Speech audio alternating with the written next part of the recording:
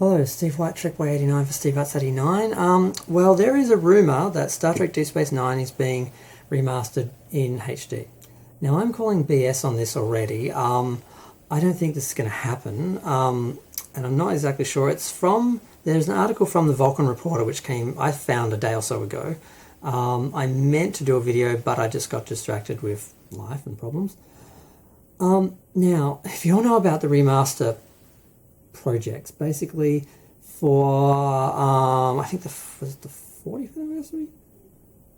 Yeah, I think for the one of the Star Trek anniversaries, one of the big anniversaries, they gave the Star Trek fans a little gift and they remastered the original Star Trek series. They went back, they scanned not the original camera negatives because they were lost or destroyed or cut up and sold in little pieces, and they basically went back and scanned the original prints that were basically made for the networks or whoever, and they decided that they couldn't fix the effects. They really needed to go back and process the original effects, but they didn't have the elements, so they said the only way we can do this and have it not look awful, because those remastered effects in sharp, high definition with all the grain issues and matte lines and stuff would not have been good.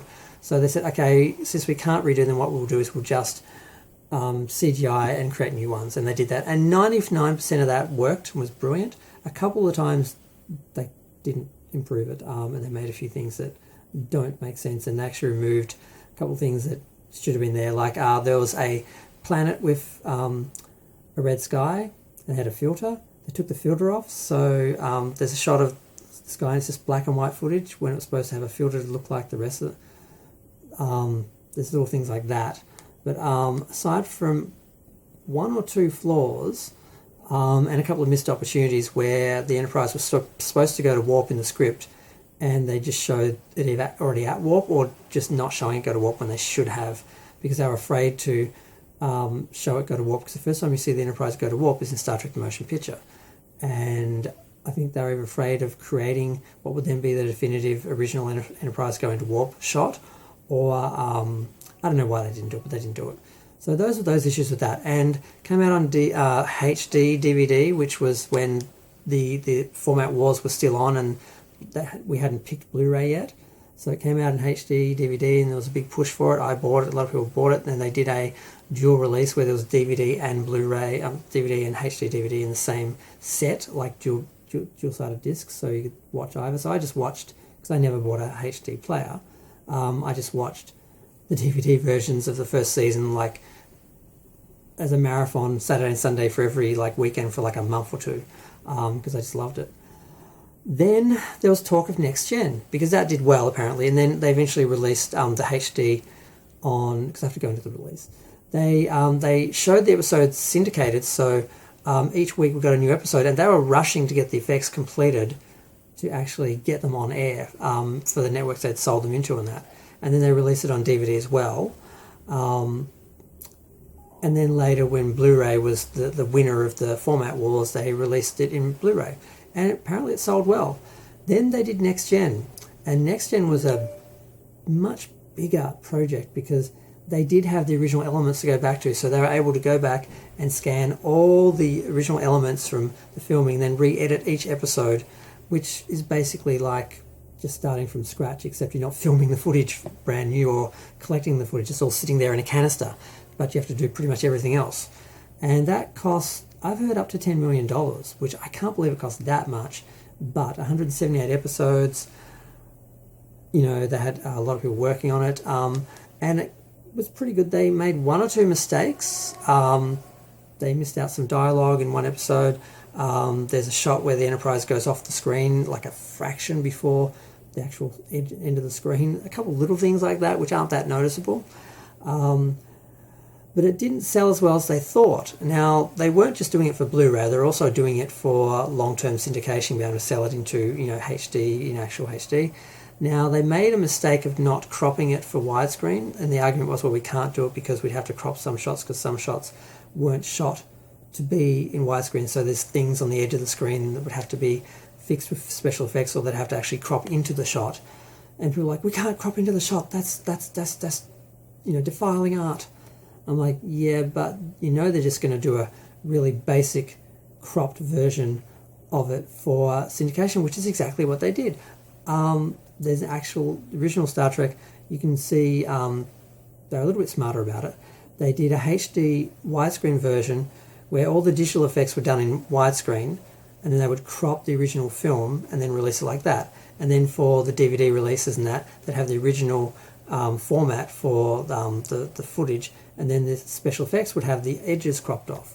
So that's what's annoying me. I've seen most of the episodes on TV, so I've seen the full effects, but I don't have them on DVD or Blu-ray. They should have released both. The widescreen version, you should have had the option of widescreen or full screen or whatever, but because you have the option between the old effects and the new effects. But so yes, I've gone in a bit too much detail about this, but it kind of makes sense of why I don't think this is happening. Next gen, it still, like right now, they still have, here in Australia, they have the old episodes because they've still either have the rights to, or they're still selling, or people who bought the rights to the old series and don't want to pay more for the HD series are still showing them. So they're not showing the HD ones yet with next gen. The DVDs, Blu-rays didn't sell as big as they thought. They started doing, for each season release, there was like a 1 disc extra special edition, like one of the double episodes, like the Best of Both Worlds, Unification, were done as movie length edited together episodes, much like they did with Next Gen and DVD. There was a box set that had all of the TV double episodes edited together like TV movies, which was awesome.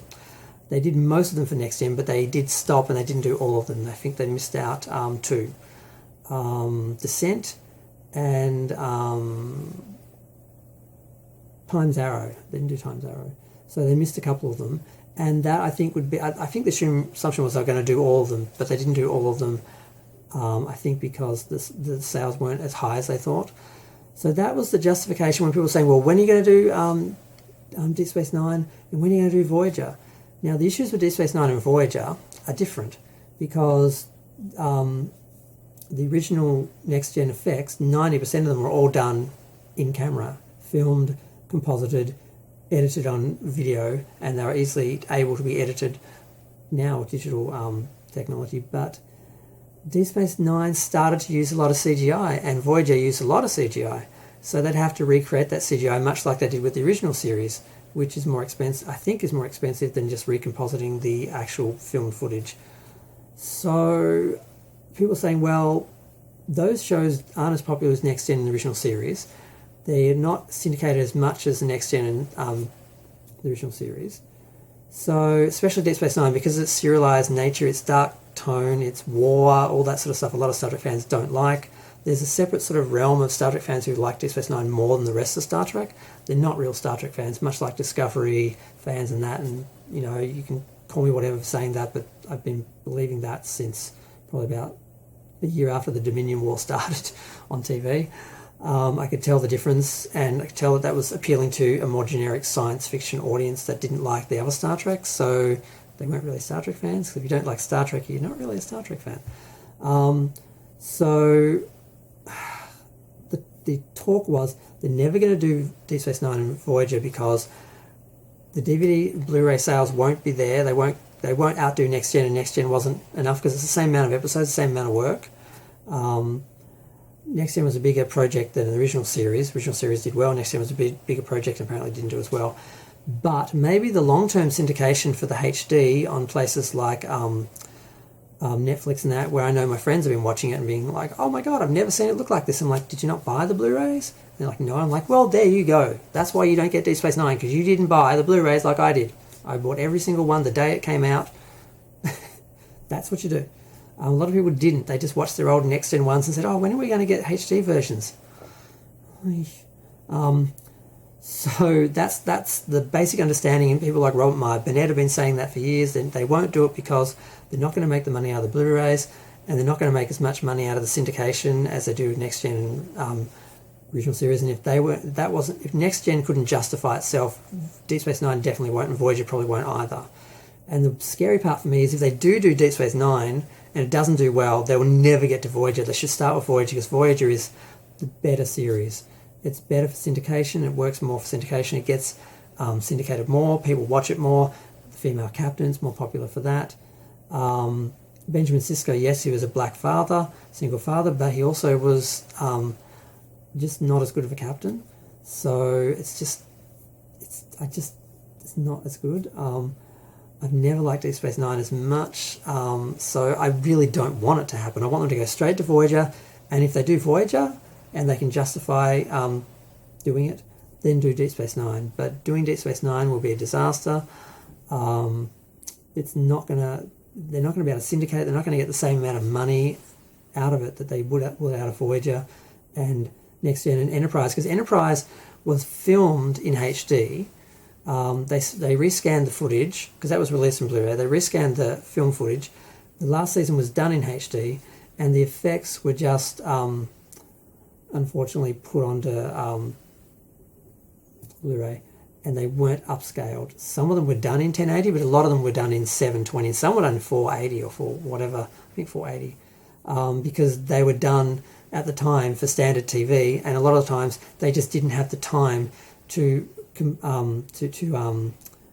render the shots, so they just went with a lower resolution just to get the shot done and get the show done in time, not thinking long term, and thinking there wouldn't be a problem with upscaling later because they had all the original files and everything, but they didn't do it. And the argument, I wanted to talk about this for ages actually, the argument was, if we do it in full resolution, it'll look too perfect, and we're just better off leaving it at its old resolution. It'll look better, it'll look more real. I'm like, that doesn't make sense. Then I watch it, I'm like, you can see the pixelation in some of the shots, and it does pull you out of it, like the original effects pulled you out, and the new effects of the original series, the original effects from the original series will pull you out, because you look at it and suddenly you go from pristine footage to scratchy, grainy, third generation footage and that from the process. So I find the pixels and that in the effects for Enterprise kind of do that to me a bit. And one of the best things about the original series was when I watched the animated series, it was like it's like the effects, that element of the show, the ship, all that sort of stuff was more real because it matched the animated, because it all looked the same, whereas the original series was so used to unconsciously being aware of the fact that the special effects footage was inferior to the rest of the footage, and you sort of accepted it. And the first time I saw the animated series, I was like, wow, it seems more real. And the first time I saw the remastered, it was like, I'm not being pulled out every time there's an effects shot. It just feels like it's filmed like all the rest, and it was just amazing. That's why I watched it. I think I watched it every weekend for a month. I watched it like 4 weekends in a row at least when I first got the DVDs of the original series remastered. So yeah, I don't think it's going to happen. And now to some of the details, because I spent all this time talking about why I think it's not going to happen. There's not a lot of details though. Basically, supposedly CBS Studios and Secret Hideout are obviously in charge of it, and that they are going to be developed by FX3X, a VFX company located in, I can't pronounce that, somewhere in Macedonia and Los Angeles.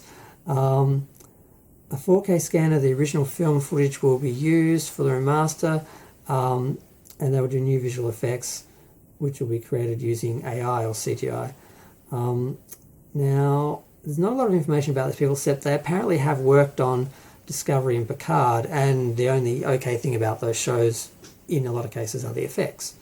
So these people might know what they're talking about, and the fact they're working on current shows, whereas with the original Star Trek, the effects when they were remastered for CGI, and when they were done for CGI, they had CBS Digital do it, which was an in-house studio, and they really should have gone with one of the actual outside effects companies that were doing the other shows or worked on other shows, because some of the effects didn't quite work. They didn't quite get it.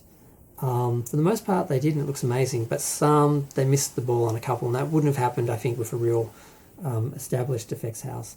So they're sort of doing a better, this idea is better if this is actually going to happen. But that's about all the information that we've got.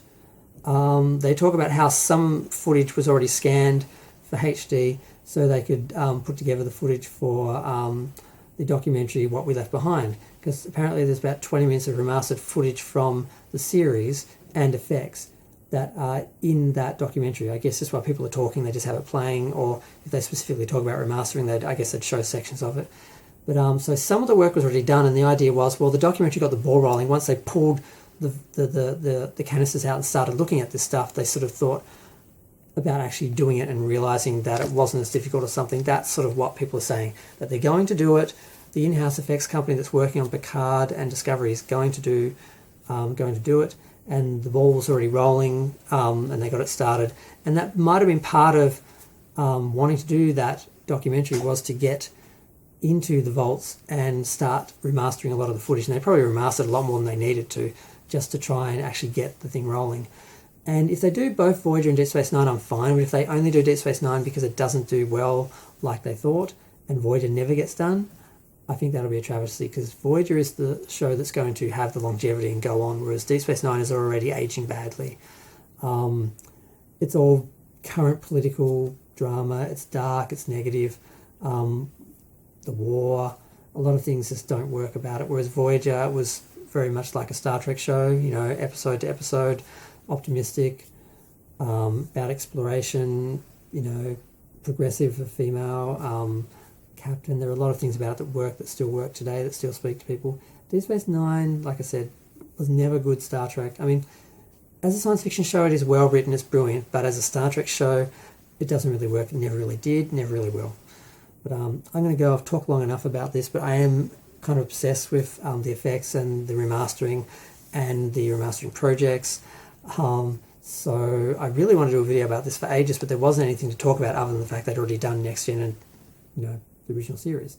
But now they're talking about doing Deep Space Nine. I still doubt this is actually happening. This could just be a rumor. I don't see anything official, nothing confirmed. The only thing we know for sure is that they did get into the vaults and remaster some footage for the documentary. And there's another documentary being made for Voyager, and the suggestion is, well, they're going to do the same thing with that. They're going to get in, pull the footage out, pull the film out, and scan a lot of it to use in the documentary. And once they get that process started and get into it, they'll start doing the same thing. So I don't know if this is just a rumor or if this is actually going to happen. Like I said, if they do both, I'm fine with it. If they only do one, it'll be a tragedy. Because Deep Space Nine is not the best representation and representative of Star Trek, and I'd hate for that to be in syndication in HD when Voyager isn't. And I'm going to go. Feel free to share, like, comment, subscribe, let me know what you think. This was a very long video. Thanks, bye.